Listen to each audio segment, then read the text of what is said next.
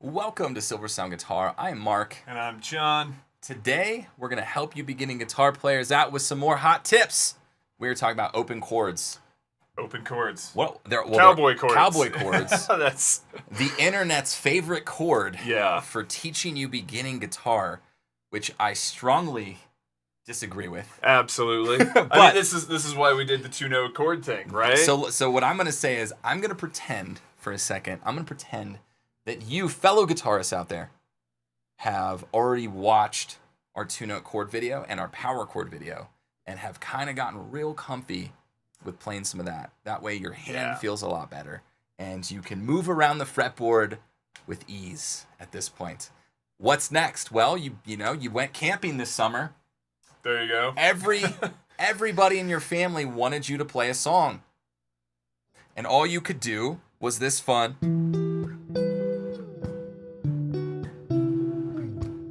Yeah. Or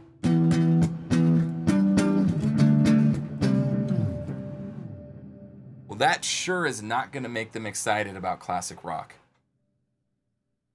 No. Ed Sheeran, maybe. Ed Sheeran, maybe.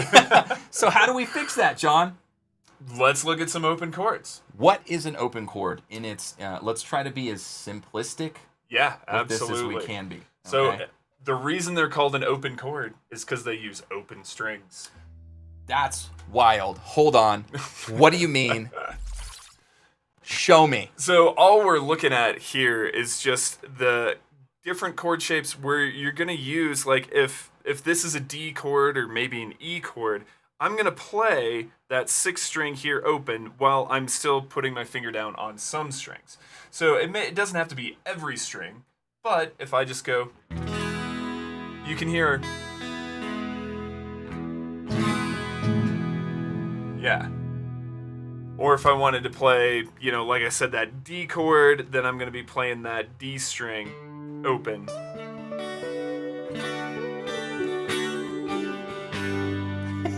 Yeah.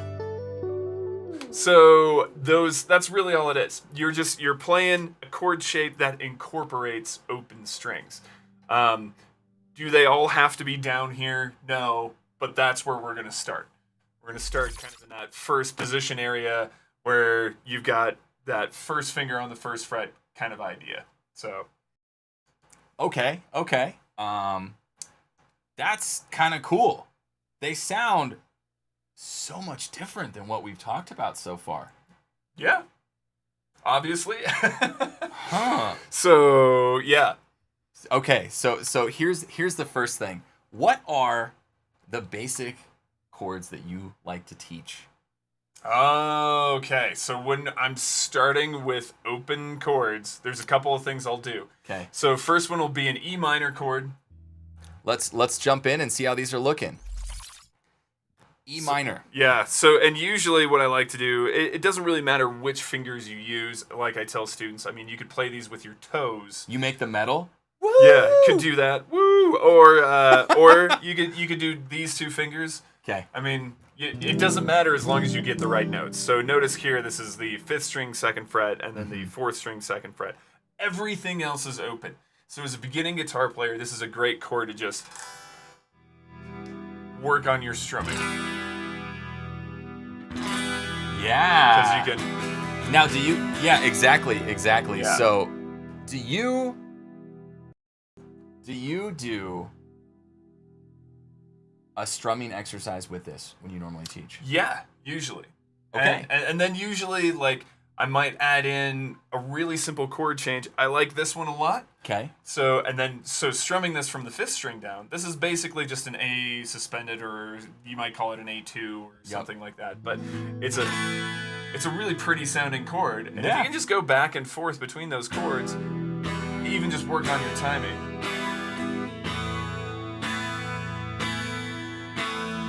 It's so much simple, but it sounds really nice. So it's a great little exercise to just kind of work on your strumming. Even if you're working on a more complicated strumming pattern, these are great little chords to just move back and forth between. Now, my favorite thing with this one is utilizing, and I got to move more into the sweet purple light here. So there you go. I am such a fan of those too. When I started playing, it was all these.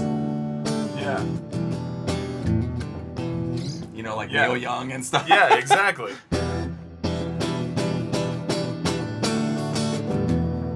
So what's cool about that E minor, it lets you get hammer-ons too. Oh yeah, that's a good point. Which is really cool, So I'm such a fan of being able to play that. Now, you'll see a lot of people change. Let's talk about this. Depending on how they're holding their guitar, right? Depending on how big your hand is, I think this is a conversation that allows you to you have a little more room, I think, to wrap your hand. You'll see a lot of people when they play these, they like to wrap their hand like this. I think your hand has to be pretty large in order for you to get away with that, or you have to have very lengthy fingers. I try to discourage it for beginners, to be honest. I think you're better off focusing on getting your fingers in the right place. I always tell everybody, kind of just make it peak, right? Always keep it kind of between, in between, kind of like finger 2, close to 1 or 3, something like that. You know what I mean? Because it ends up being less pressure for you when you're not pushing against the pressure from both sides. So again, kind of keeping something like that. I know depending on how much Hendrix and stuff you get into, my thumb ends up sneaking up a little bit because I'm used to like holding it. Yeah, so and you get that kind of that bass movement. Yeah, so you'll see some people that are doing that, and I think that's totally cool. First kinds of chords that you play. Well, I always start off with, I think this is a great combo for being able to work on your alphabet. Okay, go on. Here, A, A minor. Knowing what's a major, what's a minor. Yep. Okay. I skip B because it's the first bar bar chord. Yeah. Okay. So B is not really, and again, this is why, this is case in point right here. Okay. Why I hate teaching open chords first is because you should know your alphabet and your fretboard. You should know what sharps and flats are. And if you can't play a C sharp minor, how's it going to help you in the future? You know what I mean? You're going to be stuck going back to it, and it's going to be confusing. So I like doing this kind of stuff afterwards because of that primarily. So I'll skip B, right? What's next? C again. Kind of going, okay, cool. Like, okay, now you can play some variations with these ones, which is fun, right? D, great. E, F is a tricky one. Yep. Okay. There's a couple of different ways to do this. I like teaching F like this, where it's kind of like a C chord. It's like the shrunken C. The shrunken C. Yeah. But you'll hear that in a lot of music as well. So I think that's a great chord to kind of work on. Plus, it gives you this idea right here of an intro idea to what a bar chord is going to feel like.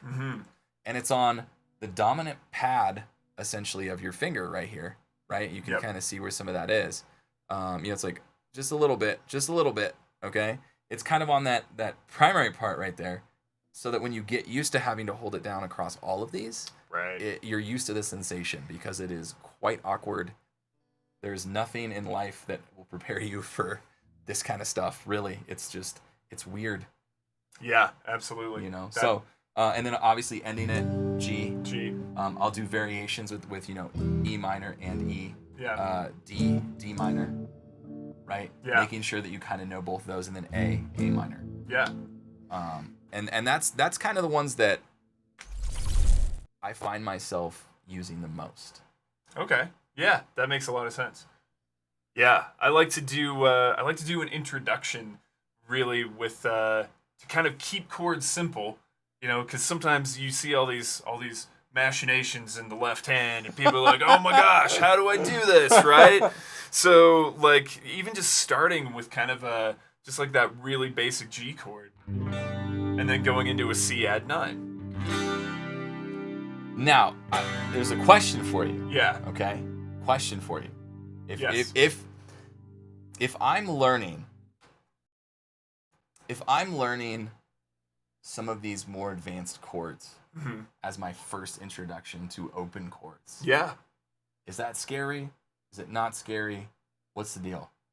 I What's think what's a 9? A 2? Yeah. You said a 2 at some point in Right. one of our videos. Like, what is all this? Yeah. So I mean, that's all kind of the that's the theory behind how the chords are constructed. Okay. But I think what is exciting is to be able to just play a song, right? It is. And so if you take something like the intro to "Wish You Were Here," do you really care whether that's an E minor 7 chord or an A sus4? Like, no. You just want to play the intro to You "Wish just You want Were to play Here." it. Yeah. And so that intro is a perfect example of like, look at all the chords you can play just by moving around your index and your middle finger. Right. And you anchor the other 2 chords, and cool, you've got these cool sounding chords. Yeah. And they're open chords, but you really don't have to worry about like how to maneuver around some more difficult shapes. So yeah, like if you focus on the names, they can be intimidating. But if you're just like, hey, it's the "Wish You Were Here" chord, you know, and then you've got a context for it actually, though, right? It's the "Wish You Were Here" chord. Yeah. I love that. I love that. But what that means for you when you're learning is now you have a context for it. Yeah. And I find it's really hard for me to memorize chords or weird chord shapes if I don't have a context for it. And I think for a lot of my students, it's the same thing. So yeah, we're going to work through these chords. Like, we'll spend a week or two kind of doing what you're talking about. But then it's like, cool, let's put this into practice. Yeah, so let's do that. Let's put this into practice right now. I'm here. I'm ready. Yeah. What's an example of something that I should consider doing? Now, obviously, we should also take it, you know, I might not be good at rhythm. Yeah. This is if you've only played a few chords, Yep. what's a rhythm that I should kind of keep with, and where should I, you know what I mean? What should I be focused on? So that's, for me, I always think it's good to start students. Let's say you're working on a song, but let's learn how to count. Oh, You know, boy. so and we've talked about that before, you know, counting Metronome. and rhythm and all that fun stuff. Oh, but jeez. if you the dreaded metronome. The dreaded metronome. But I think for a lot of people, just being able to play 4 even beats is a good place to start. Okay. Do Do you ever teach like you know, finger style with some of these, or do you stick with a pick for most of these? It kind of depends on their interest, but Okay. I'd probably do a lot more strumming initially. Oh, okay. And I think that's good too, because, you know, take just like I always look for quick transitions, right? In this particular instance, you're going to see something like an A minor to a C major. And the difference with this is you're literally just moving one finger and adding no strum movements to the chord. You're still hitting string 5 to 1. Yeah. And so you're just kind of getting used to kind of moving your hand. Another one that I like, that's for this one, would be G to D, because you can see that they're linked up. I always teach G different than what's on there. I like. Yeah. I like that one. Yeah, I do the same. I'm sorry, it's a little more rock. Yeah. Right? So but what you're getting at is like, look for common fingers. Right. You know, don't unnecessarily unhinge your whole hand in order to play the next chord. Look for the easiest way to get to the next chord. So a good way to practice this kind of stuff would be just sitting there and kind of going, okay, well, I'm going to, you know, start if whole notes are where you need to be with a metronome, then do it. Don't be afraid to play slow. And I think that's with how much, you know, all of us who play guitar end up playing fast. We end up loving metal. We end up loving, you know, sweet picking, all that fun stuff. Yeah. It's like, don't let that make you feel like you have to rush through this, right? Speed is awesome, but you'll get there eventually. And I think speed will be easier for you if you have focused on being able to keep time. So what I always tell students, if you're working on a song, right, start just by putting the chord in the right place. Right. Strum it once. Yeah. Put it in the right place, and then give yourself the other 3, 4, 6, who knows, however many beats to get to the next chord. You've got plenty of time. Just play that chord on usually the downbeat, not always, but let's say. So you could go back and forth with something like this, right? And then let's say we want to get crazy. John, I'm gonna pass it to you. Let's take it over. Let's take it over. What are we doing? What are we doing if we want to, you know, you talked about a G, C9 or something. Let's use that example as well. Yeah. Okay. Yeah. Great. So like now, what are we doing? We started off with some whole notes. Sure. What are we doing to speed things up? Yeah, so usually just real simple. Like I said, the next thing would be if we're starting with let's say 4 beats for each, go to 3, not 4, because I still want you to have that time. To 1, move between. 2, 3, beat 4. I'm putting my fingers in place. There Gotcha. you go. Gotcha. So, and that's kind of the idea. So you give yourself some time to get back and forth, because when you're first moving through some of these chords, your fingers get a little bit jumbled. Yeah. And anytime you're practicing a song, if you've got 4 chords, practice the transition between each chord. Oh, that's so crucial too. That's so crucial. Everyone, like that is one of those things where like that's gonna be the thing that makes guitar not fun. By the way, is you're gonna sit there and you're gonna be going, you heard John like you're playing and you'll run through, and then all of a sudden it's going to switch the chord and you're off you're off time. You can't get it fast enough, and it's gonna make it frustrating because now instead of it sounding like a song, it sounds.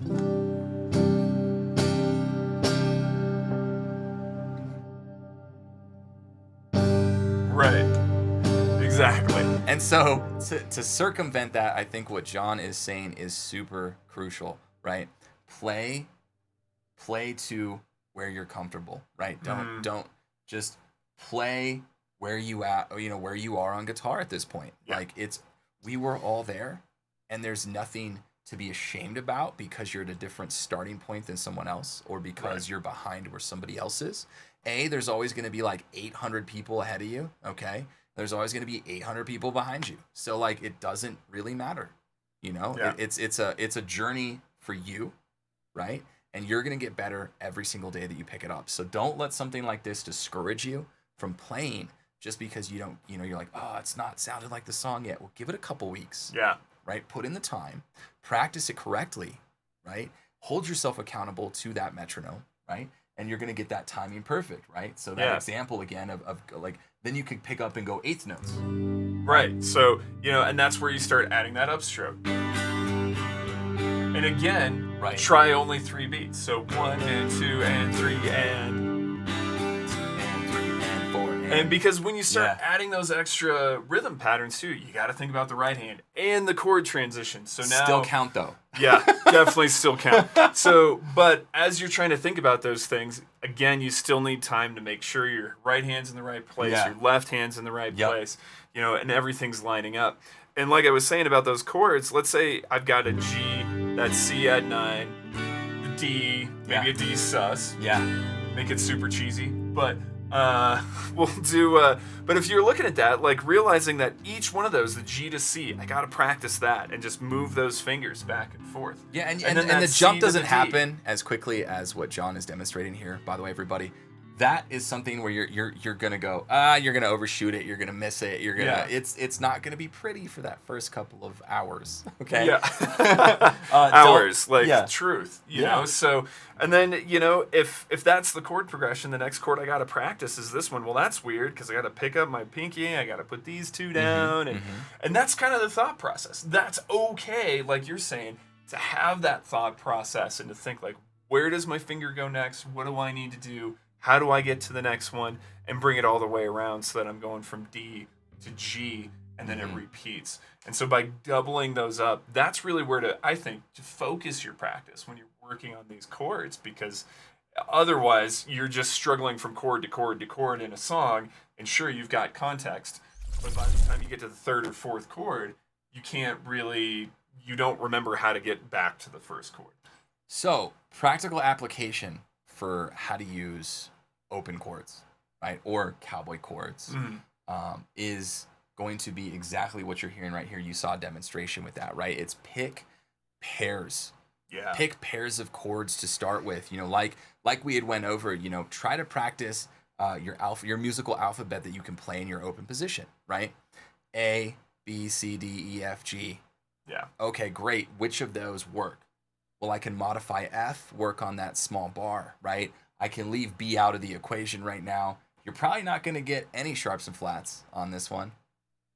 Yeah. Obvious reasons, right? And that's okay. That's what these other chords that we've talked about so far go towards, right? Is filling in the gaps with that.